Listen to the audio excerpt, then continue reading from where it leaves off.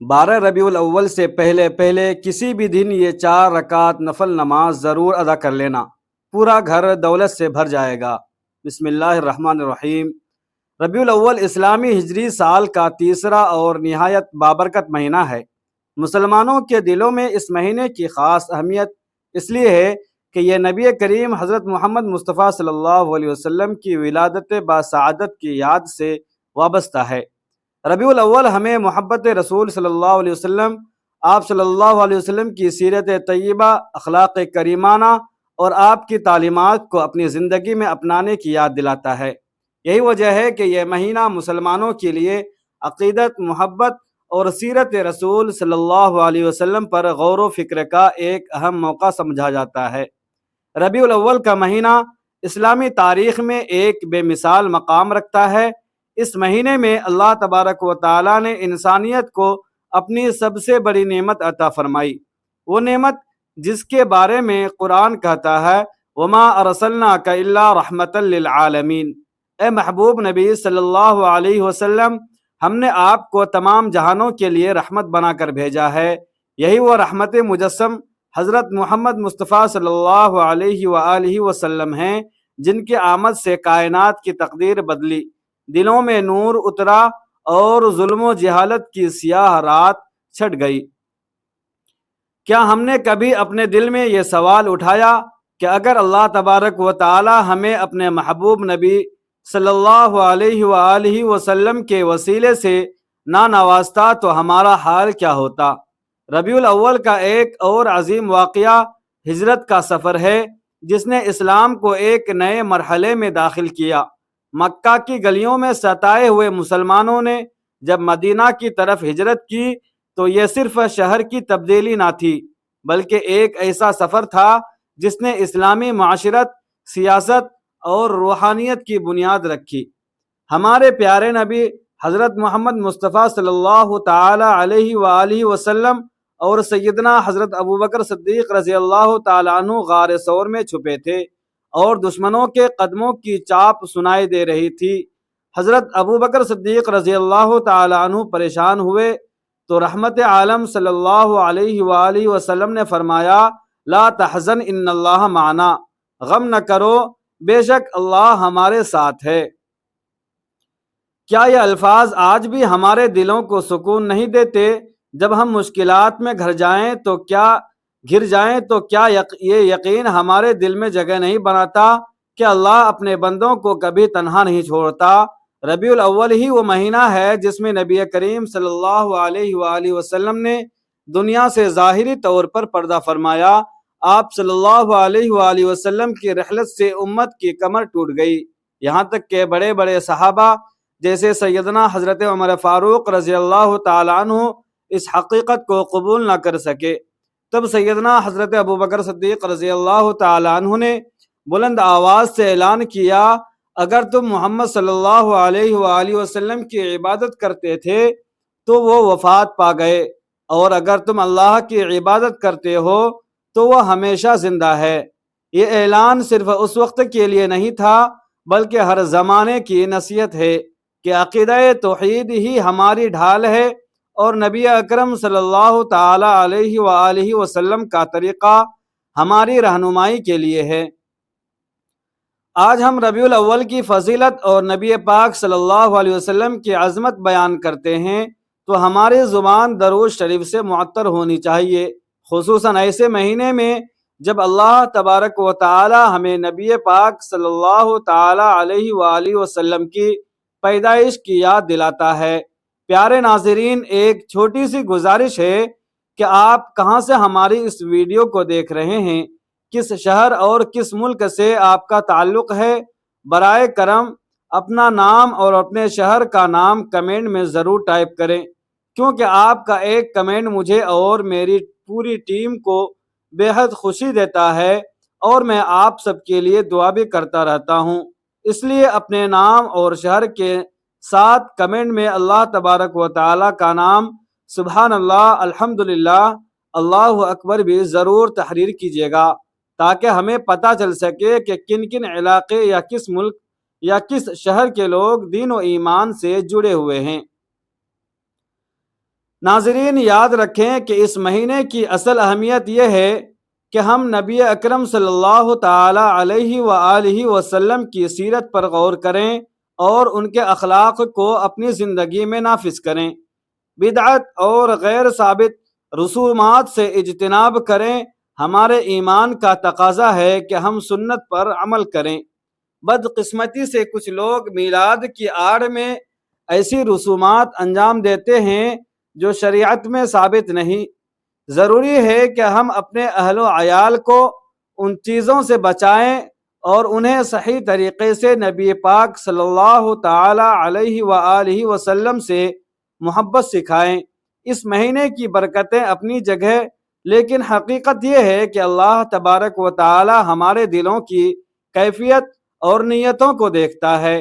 ایک حدیث میں آتا ہے کہ اللہ تبارک و تعالی فرماتا ہے، میں بندے کے گمان کے مطابق ہوں، اگر وہ میرے بارے میں اچھا گمان رکھے گا تو اسے ویسا ہی پائے گا۔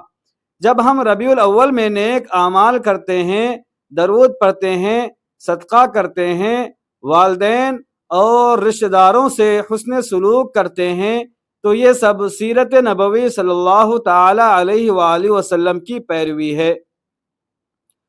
کیا ہمارے دلوں میں یہ خیال نہیں آتا کہ ہم اپنی روزمرہ زندگی میں نبی اکرم صلی اللہ تعالی علیہ وآلہ وسلم کے اخلاق کو اپنائیں؟ کیا ہم نے اپنی آنکھوں کے سامنے ان کی نرم دلی، سچائی، راست بازی اور دشمنوں کے لیے بھی دعا کرنے کا منظر نہیں دیکھا؟ سیرت کے یہ پہلو صرف ربیع الاول میں نہیں بلکہ پوری زندگی کے لیے مشغل راہ ہے۔ یہ تصور کریں کہ مدینہ کی گلیوں میں ایک شخص چل رہا ہے، ہر طرف سے بچے، بوڑھے، مرد، عورتیں یا رسول اللہ، یا حبیب اللہ کہتے ہوئے آپ صلی اللہ علیہ وآلہ وسلم کی طرف لپکتے ہیں۔ آپ صلی اللہ علیہ وآلہ وسلم کے چہرے پر مسکراہٹ ہے۔ کوئی آپ کے راستے میں کانٹے بچھاتا ہے تو آپ بددعا نہیں دیتے بلکہ دعا دیتے ہیں کہ اللہ تبارک و تعالی اسے ہدایت دے۔ کیا یہ منظر سن کر ہمارے دل نرم نہیں ہوتا؟ کیا ہم اپنے غصے اور نفرتوں کو چھوڑ کر نبی پاک صلی اللہ علیہ وآلہ وسلم کی طرح نرم دل نہیں بن سکتے؟ نبی پاک صلی اللہ علیہ وآلہ وسلم نے اپنے دشمنوں کو معاف کر دیا۔ فتح مکہ کے دن جب سب مخالفین آپ صلی اللہ علیہ وسلم کے سامنے تھے تو آپ نے فرمایا، جاؤ تم سب آزاد ہو۔ یہ اعلیٰ ظرفی ربیع الاول کی سب سے بڑی تعلیم ہے کہ ہم بدلے کی روح نہیں بلکہ رحمت کی روح کو اپنائیں۔ یہ بھی یاد رکھیں کہ ربیع الاول میں اللہ تبارک و تعالی ہماری دعاؤں کو ضرور سنتا ہے، لیکن دعاؤں کی قبولیت کے لیے نہ کوئی تاریخ شرط ہے نہ کوئی خاص وقت۔ ہاں، تہجد اور نماز کے بعد دعاؤں میں زیادہ لذت آتی ہے۔ کسی بزرگ نے فرمایا، جب ساری مخلوق سو رہی ہوتی ہے تو اللہ تبارک و تعالی کہتا ہے، کون ہے جو مجھ سے مانگے میں اسے عطا کروں۔ ہمیں اللہ تبارک و تعالی کے رسول اللہ صلی اللہ علیہ وآلہ وسلم کے پیغام کو سمجھنا چاہیے، ان کی سنت کو زندہ کرنا چاہیے، بدعات سے بچنا چاہیے اور اپنے دلوں کو نور ایمان سے منور کرنا چاہیے۔ جب ہم ان اصولوں کو اپنائیں گے تو ہم نہ صرف اس مہینے کو بلکہ پوری زندگی کو نبی کریم صلی اللہ علیہ وآلہ وسلم کی رضا کے مطابق گزاریں گے۔ ناظرین کرام، نفل نماز وہ محبت بھرا رابطہ ہے جس کے ذریعے بندہ اپنے رب کے قریب ہوتا ہے۔ جب ہم اللہ تبارک و تعالی کے مقرر کردہ فرائض ادا کرتے ہیں تو ہم اپنا فرض ادا کرتے ہیں، مگر جب ہم اضافی عبادت کرتے ہیں تو ہم گویا اللہ تبارک و تعالی کے حضور اپنی محبت کا اظہار کرتے ہیں۔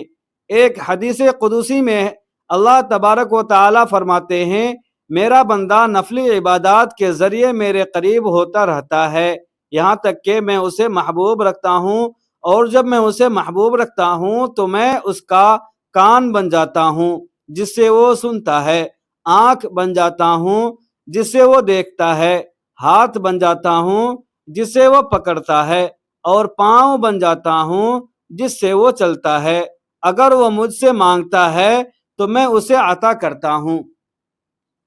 اگر وہ پناہ مانگتا ہے تو میں اسے پناہ دیتا ہوں۔ یہ حدیث ہمیں بتاتی ہے کہ نفل عبادات صرف اضافی ثواب نہیں بلکہ اللہ تبارک و تعالیٰ کی محبت اور قرب کا ذریعہ ہیں۔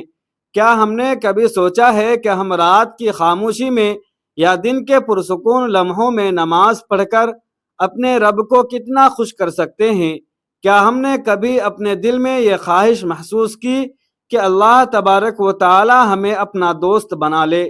نوافل کی اہمیت کو سمجھنے کے لیے ہمیں نبی کریم صلی اللہ تعالی علیہ وآلہ وسلم کی زندگی سے مثالیں ملتی ہیں۔ آپ صلی اللہ علیہ وآلہ وسلم تہجد کے وقت اٹھتے، طویل قیام کرتے، حتیٰ کہ آپ کے پاؤں مبارک میں ورم آ جاتا۔ جب پوچھا گیا کہ آپ صلی اللہ علیہ وسلم یہ سب کیوں کرتے ہیں جبکہ اللہ تبارک و تعالیٰ نے آپ کے تمام گزشتہ اور آئندہ گناہ معاف کر دیے، تو آپ صلی اللہ علیہ وآلہ وسلم نے فرمایا، کیا میں شکر گزار بندہ نہ بنوں؟ اس واقعے میں ہمارے لیے سبق ہے کہ نفل عبادات شکر گزاری کا بہترین اظہار ہیں۔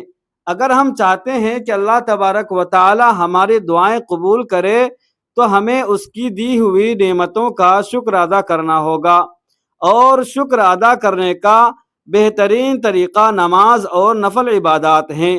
جب ہم نفل نماز ادا کرتے ہیں تو ہم دراصل اپنے رب سے راز و نیاز کرتے ہیں۔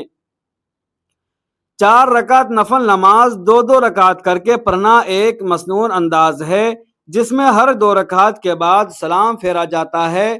پہلے 2 رکعت میں سورہ فاتحہ کے بعد کوئی سورت مثلا سورہ اخلاص یا سورہ عصر کی تلاوت کی جا سکتی ہے۔ رکوع اور سجدہ میں آرام سے تسبیح پڑھیں، سبحان ربی العظیم، سبحان ربی الاعلی، اور دل میں محسوس کر کے ادا کریں۔ دوسری 2 رکعت میں بھی اسی طرح خشوع و خضوع کے ساتھ قیام، رکوع اور سجدہ کریں۔ نماز کے بعد اپنے ہاتھ اٹھا کر اللہ تبارک و تعالی سے دعا کریں، اس سے مانگیں کہ وہ آپ کی مشکلات آسان فرمائے، والدین کی مغفرت کرے، رزق میں برکت عطا کرے اور دل کو پاکیزہ بنا دے۔ یاد رکھیں اللہ تبارک و تعالی نے فرمایا، وقال ربکم ادعونی استجب لکم، اور تمہارا رب کہتا ہے مجھے پکارو میں تمہاری دعا کو قبول کروں گا۔ کیا ہم نے کبھی اپنے حاجات کے لیے اس طرح اللہ تبارک و تعالیٰ کے سامنے گر گرا کر دعا مانگی ہے؟ اکثر ہم انسانوں کے لیے سامنے دست سوال دراز کرتے ہیں، حالانکہ ساری کائنات کا مالک اللہ ہے۔ نوافل ہمیں یہ شعور دیتے ہیں کہ ہمارا اصل سہارا کوئی اور نہیں بلکہ ہمارا رب ہے۔ جب ہم 2 رکعت نماز پڑھ کر اس کے سامنے ہاتھ پھیلاتے ہیں تو ہمارے دل میں یقین ہونا چاہیے کہ وہ ضرور قبول کرے گا۔ حدیث قدسی میں اللہ تبارک و تعالی فرماتے ہیں کہ اگر میرا بندہ مجھ سے مانگے گا تو میں اسے ضرور عطا کروں گا، تو پھر کس چیز کا انتظار ہے؟ آج ہی اپنے رب کے حضور جھک جائیں۔ نفل عبادات کے ذریعے دعا کرنے کی ایک اور مثال حضرت علی رضی اللہ تعالی عنہ کی دعا ہے۔ روایت میں ہے کہ حضرت علی رضی اللہ تعالی عنہ نے فرمایا، میں نے کوئی مشکل ایسی نہیں دیکھی جس کا حل 2 رکعت نماز میں نہ ہو۔ وہ جب کسی مسئلے کا سامنا کرتے تو سب سے پہلے وضو کرتے اور 2 رکعت نماز پڑھ کر اللہ تبارک و تعالی سے مدد مانگتے۔ یہی طریقہ ہمیں بھی اختیار کرنا چاہیے۔ کسی بھی حاجت یا پریشانی میں دل گھبرائے تو اللہ تبارک و تعالی کے گھر کا راستہ پکڑیں، وضو کریں، سجدہ ریز ہو جائیں اور دل کی بات اللہ تبارک و تعالی سے کہیں۔ یقین جانیے دل کو ایسا سکون ملے گا جس کا تصور بھی نہیں کیا جا سکتا۔ بعض لوگ اپنے دل کی حاجات لے کر در بدر بھٹکتے ہیں اور بدعتی رسومات یا غیر شرعی وسیلوں پر بھروسہ کرتے ہیں۔ انہیں چاہیے کہ وہ خالص نیت اور توکل کے ساتھ نفل نماز کا سہارا لیں۔ نبی کریم صلی اللہ علیہ وسلم نے فرمایا کہ اللہ تبارک و تعالی اپنے بندے کی دعا قبول کرنے میں حیا محسوس کرتا ہے جب تک کہ بندہ کسی حرام چیز کی دعا نہ کرے یا قطع رحمی کی دعا نہ کرے۔ نفل نماز پڑھ کر دعا مانگنے کا یہ مطلب نہیں کہ اللہ صرف اس طریقے سے سنتا ہے، بلکہ یہ ایک باادب طریقہ ہے جس سے دل حاضر اور زبان صاف رہتی ہے۔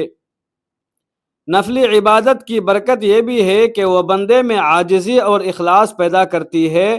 جب رات کے سناٹے میں ہم سب کو چھوڑ کر اللہ تبارک و تعالیٰ کے حضور کھڑے ہوتے ہیں تو ہم اپنے نفس کو توڑتے ہیں، اپنی انا کو مٹاتے ہیں۔ اسی لیے کہا گیا ہے کہ تہجد کی نماز مومن کا شرف ہے۔ امام شافعی رحمۃ اللہ علیہ فرماتے تھے کہ مومن کا نماز تہجد کے بغیر کوئی حال نہیں۔ نوافل کے ذریعے اللہ سے مانگنا دراصل اس کے حضور عاجزی کا اقرار ہے۔ نوافل ادا کرنے کا طریقہ کار نہایت سادہ ہے، لیکن اس میں اخلاص اور خشوع شرط ہے۔ پہلا قدم یہ ہے کہ ہم اچھی طرح وضو کریں، دل کو دنیا کی فکروں سے آزاد کریں اور پھر نماز میں کھڑے ہو جائیں۔ نیت دل میں کریں کہ میں اللہ کی رضا کے لیے 2 رکعت نماز پڑھ رہا ہوں۔ تکبیر تحریمہ کرتے ہوئے پورے دل سے اللہ اکبر کہے۔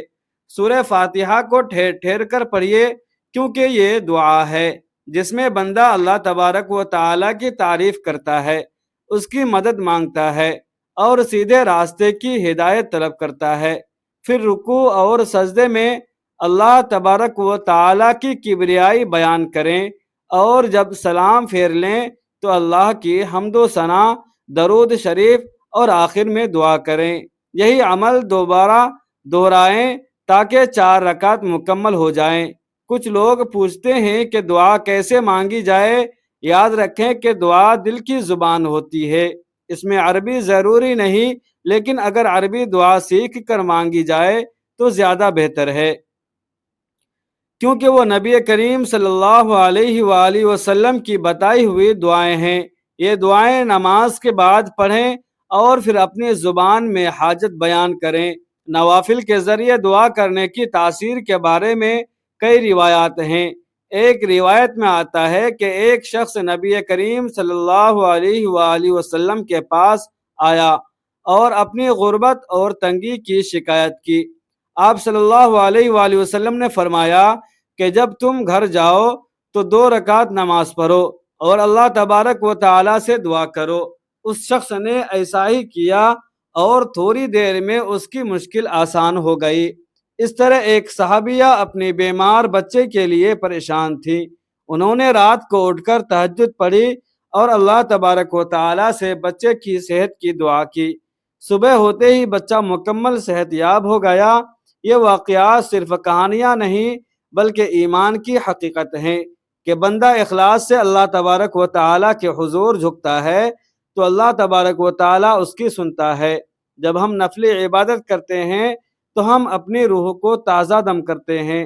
ربیع الاول ہو یا کوئی اور مہینہ، اللہ کا در ہمیشہ کھلا ہے، اس کی رحمت بے پایا ہے، لیکن ربیع الاول کے مہینے کی برکتوں کو سمیٹنے کے لیے ہمیں چاہیے کہ خلوص نیت اور سچی محبت سے اللہ تبارک و تعالیٰ کو راضی کرنے کے لیے 4 رکعت نوافل ادا کریں اور اللہ سے صدق دل سے اپنی حاجت کی قبولیت کے لیے دعا کریں۔ یہ ماہ مبارک اللہ تبارک و تعالیٰ کی خاص رحمتوں، برکتوں اور فضیلتوں والا مہینہ ہے۔ اس مہینے کی برکتیں لوٹ لو اور اللہ سے اپنی درینہ حاجات پوری کروا لو۔ جو شخص اپنی خاص حاجت پوری کروانا چاہے، جو شخص اپنی کسی خاص حاجت کو اللہ رب العزت سے پورا کروانا چاہے تو اسے چاہیے کہ 12 ربیع الاول سے پہلے یہ 4 رکعت نفل نماز ضرور ادا کر لے، اور جیسا کہ پہلے ہی بتایا جا چکا ہے کہ اس کی نیت صرف اور صرف اللہ سبحانہ و تعالیٰ کی رضا ہونی چاہیے۔ یعنی جب آپ ربیع الاول کے رحمتوں بھرے مہینے میں اللہ تبارک و تعالیٰ کی رضا کی خاطر نفل ادا کرتے ہیں تو اللہ تبارک و تعالیٰ کی رحمت جوش میں آتی ہے، اور پھر جب آپ اللہ تبارک و تعالیٰ سے اپنی حاجت کی تکمیل کے لیے دعا کرتے ہیں تو فوراً عرش الہی پر پہنچ جاتی ہے۔ اللہ تبارک و تعالیٰ ہمیں نفل عبادات کی توفیق عطا فرمائے، آمین۔ ناظرین کرام، ربیع الاول کا یہ بابرکت مہینہ ہمیں اپنے پیارے نبی کریم صلی اللہ تعالیٰ علیہ وآلہ وسلم کی سیرت محبت اور سنت کو اپنی زندگی میں اپنانے کا درس دیتا ہے۔ اگر آپ کے دل میں کوئی جائز حاجت ہے تو اللہ تبارک و تعالیٰ کے سامنے عاجزی کے ساتھ دعا کیجیے۔ نفل نماز کو اپنی زندگی کا حصہ بنائیے اور اپنے رب سے مضبوط تعلق قائم کیجیے۔ یاد رکھیے کہ اصل خزانہ مال و دولت نہیں بلکہ اللہ تبارک و تعالیٰ کی رضا اور اس کا قرب ہے۔ اپنے گھروں میں نماز، قرآن پاک، درود شریف اور ذکر و اذکار کا اہتمام کیجیے۔